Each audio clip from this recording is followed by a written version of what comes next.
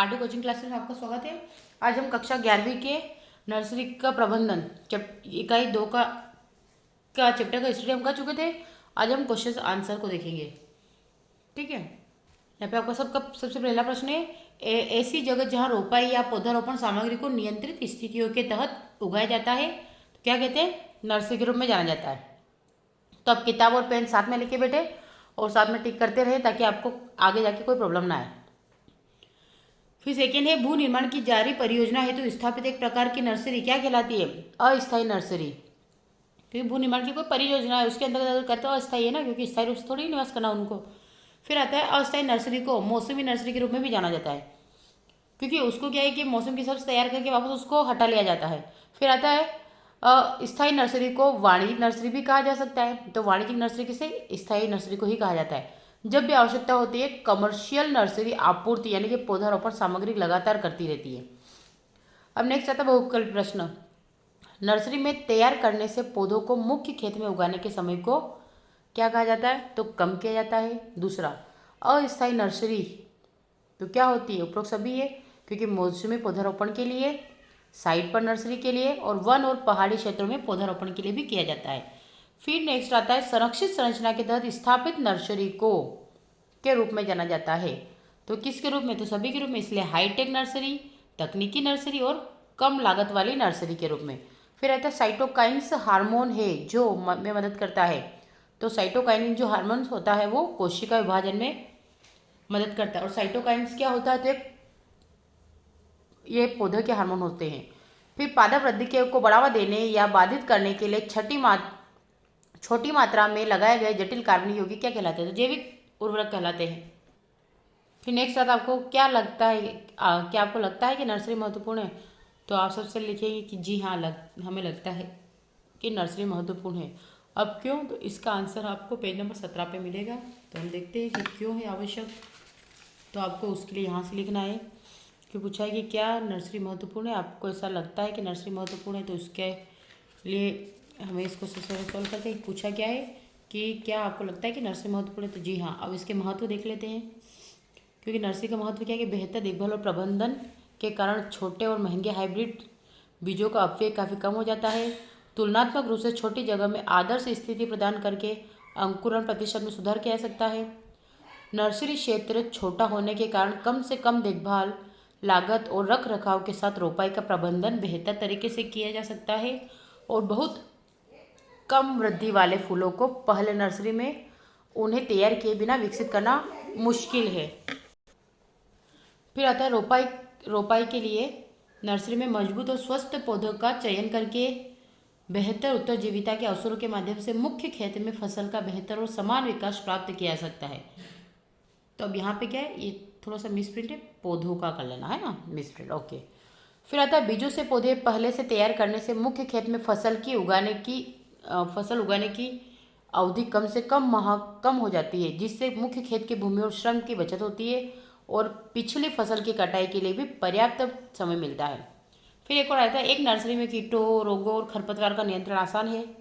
फिर नर्सरी उगाने से अर्धकुशल, कुशल और अकुशल मानव संसाधनों को रोजगार के बड़े अवसर प्रदान किए जाते हैं।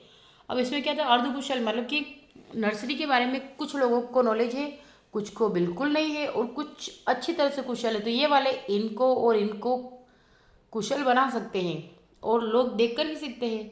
तो आप इस प्रकार से भी इनका कर सकते हैं। ठीक है, तो ये आपका आंसर हो जाएगा। फिर नेक्स्ट क्वेश्चन है, नर्सरी के विभिन्न प्रकार क्या है, उनमें से किसी एक का लाभ बताइए। तो नर्सरी के प्रकार और उनके लाभ देखते हैं। अब हमें क्वेश्चन दूसरे का देखा है कि नर्सरी के प्रकार बताइए और उनके लाभ। तो नर्सरी के प्रकार जो होते हैं कि नर्सरी, अब क्वेश्चन नंबर 2 डाल लेना है ना। नर्सरी का उपयोग अवधि हो पौधे की उपज और संरचना के आधार पर किया जाता है। तो दोनों आपका आ जाएगा। अब सबसे नर्सरी के प्रकार देखें तो अवधि के आधार पर सबसे पहले अस्थायी नर्सरी का निर्माण करते हैं हम। तो इसमें क्या होता है कि इस प्रकार की नर्सरी एक विशेष मौसम में भू निर्माण, वन, पहाड़ी क्षेत्रों या प्राकृतिक उद्यान या गार्डन में परियोजना के लिए स्थापित की जाती है। इसके बाद नेक्स्ट आता है पेज नंबर 18 पे आपका। इसे नर्सरी ऑन साइट भी कहा जाता सकता है। जैसा कि नाम से संकेत मिलता है, यह छोटी अवधि के लिए या लक्षित परियोजना के पूरा होने तक मौजूद रहती है। अस्थायी नर्सरी से भू निर्माण की मौसमी आवश्यकता को पूरा किया जाता है। एक अस्थायी नर्सरी में उत्पादित अंकुर लक्ष्य के अनुसार और पूरी तरह से उपयोग किए जाते हैं। तो ये आप उपयोग के रूप में इनको शामिल भी कर सकते हैं। तथा ये किसी भी प्रकार की बिक्री के लिए नहीं होते हैं।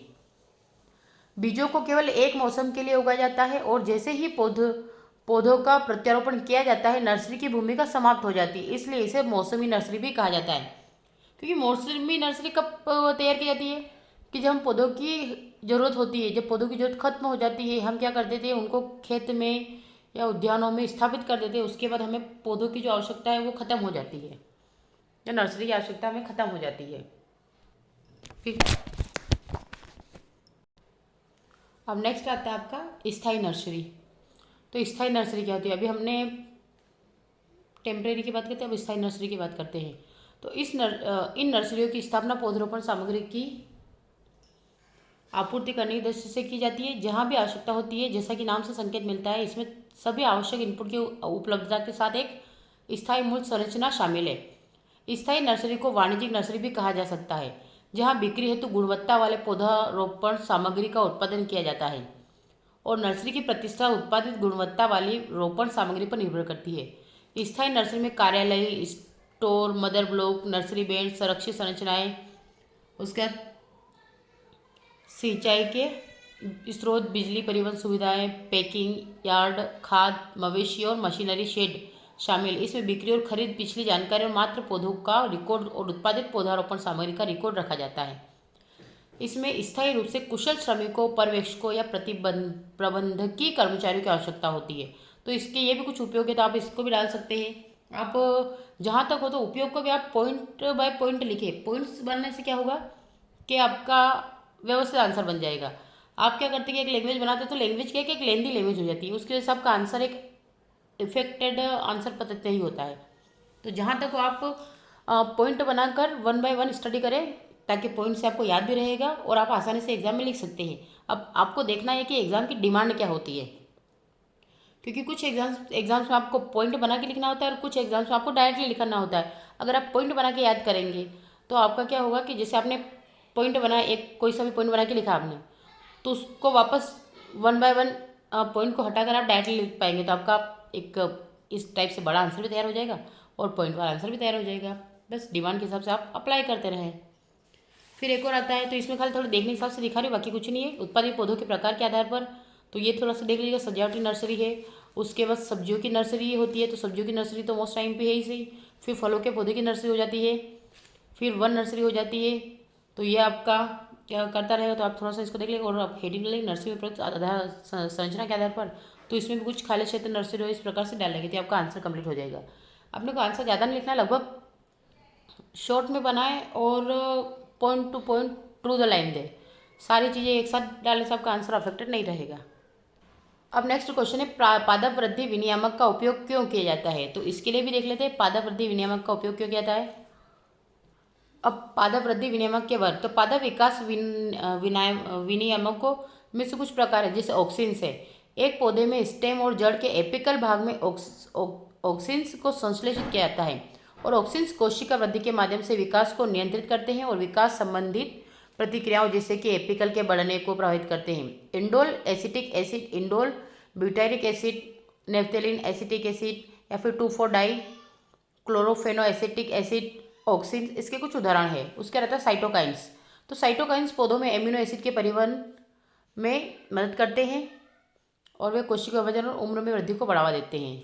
फिर आता है जिब्रेलिन, ये पौधे के अंकुर में कोशिका विभाजन और बढ़ने को नियंत्रित करते हैं और उदाहरण के लिए जैसे GA3 हो जाता है आपका। फिर एथिलीन आता है, यह एक गैसीय हाइड्रोकार्बन है और एक पकाने वाले हार्मोन के रूप में जाना जाता है, उदाहरण के लिए एथेफोन या एथरेल। फिर नेक्स्ट आता है एब्सिसिक एसिड, यह आमतौर पर विकास के अवरोध के रूप में जाना जाता है और विकास अवरोध या कमी पर इसके प्रभाव के कारण यह पौधे की चयापचय गतिविधियों अर्थात पत्ती की अनुपस्थिति, पर्यावरणीय तनाव की प्रतिक्रिया और फल पकने में भी शामिल होता है। तो ये एब्सिसिक। इसके बाद आता है PGR का अनुप्रयोग, तो PGR के भी कुछ अनुप्रयोग है, ये भी देख लीजिएगा। लेकिन सबसे पहले आपको पादप वृद्धि विनियामक का बोला, तो इसमें से देख के आप इसको शॉर्ट बना सकते हैं, लेकिन देना आपको इनमें से ही पड़ेगा। ठीक है। फिर नेक्स्ट आता है आपका कोलन मिलान, तो जो ऑक्सिन्स होता है वो क्या करता है, ANA NAA, उसके बाद साइटोकाइनेंस जो होता है वो काइनेटिन, फिर जिब्रेलिन के लिए आपका GA3 हो जाएगा और एथिलीन के लिए आपका एथेफोन हो जाएगा। तो ये आप ने हम अब हम चैप्टर वाइज स्टडी कम करेंगे और क्वेश्चन आंसर्स की करेंगे, क्योंकि एग्ज़ाम की डिमांड है आपकी और नेक्स्ट मंथ से आपके एग्ज़ाम स्टार्ट होने वाली है, तो थोड़ा सा सीरियस होके पढ़ें। तब तक के लिए आप मेरे चैनल को लाइक करें, शेयर करें, अधिक से अधिक सब्सक्राइब करें, ताकि मैं आपकी सुविधानुसार आगे भी इस प्रकार से लेक्चर बना के डालती रहूँ। Thank you for watching.